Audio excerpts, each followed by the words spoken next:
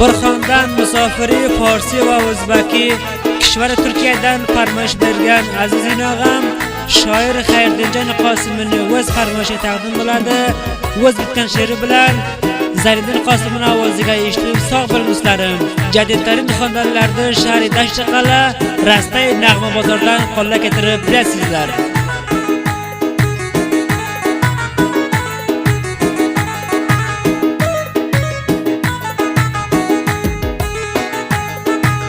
دورمزی تو مادری مهربانم، خاکستر شد از غمت استخوانم.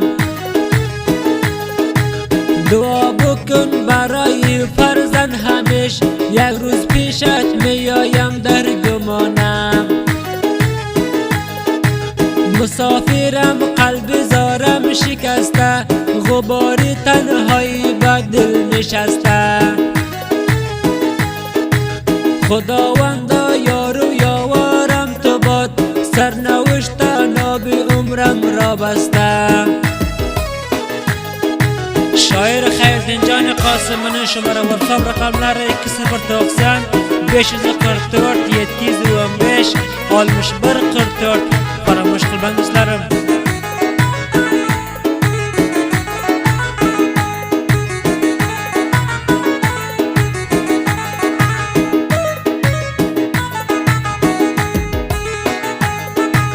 Yaxshi ko'rgan yorimdan bo'ldim uzoq, oxir meni o'ldirar dardi firoq. Xayriddin aytar xafa bo'lmasin yorim, biron vaqti sen bilan qilsam mazoq. Chiqib qaytdim diyorimdan ovora, minnat ko'rib begonadan dilpora. 9 yil bo'ldi Turkiya kelibman, shuncha g'amni qandoq qilay idora.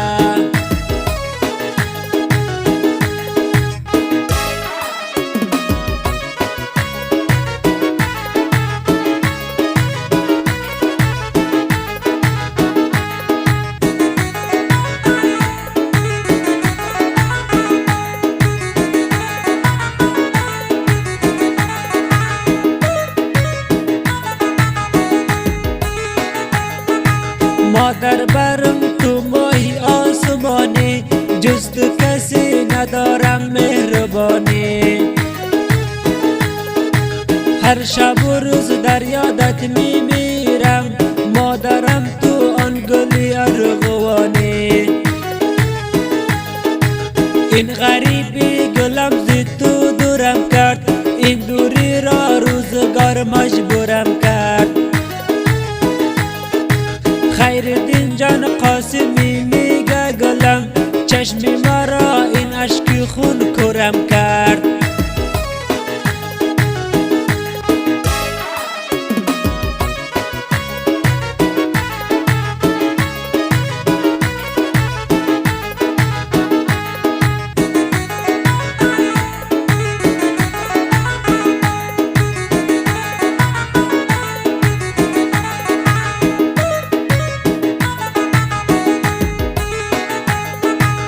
Zoya bo'ldi yigitligim davroni, musofirlikda xalos bu javoni. Shoir Xayriddin Qosimi aytadi, g'amlarni hadiya berding dunyo foni. Shoir Xayriddin ko'zlari zor bo'lib, bir dona